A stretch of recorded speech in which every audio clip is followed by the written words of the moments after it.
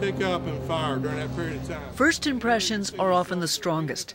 For the participants of the African Land Forces Summit, their initial insights into the making of the American Army came at the National Infantry Museum at Fort Benning, Georgia. And I think our partners are impressed and in some cases awed by the history, the reputation of the American infantry and armor.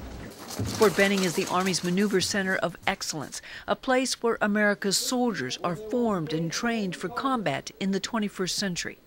Complex environments these African leaders understand. We have new threats, we have new enemies. Sometimes we can't even define who the enemy is, and we work in an environment of, which is very unpredictable. So all this calls for adaptability. This is the final event in a week's worth of unique and personal interaction.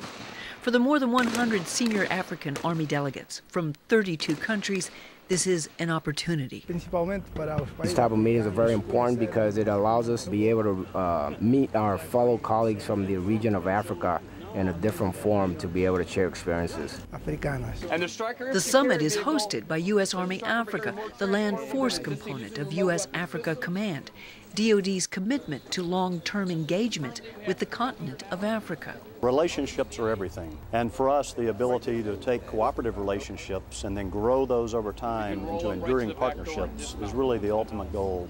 From basic training to elite rangers in action, the tour at Fort Benning was a chance to demonstrate how America's warriors operate and why.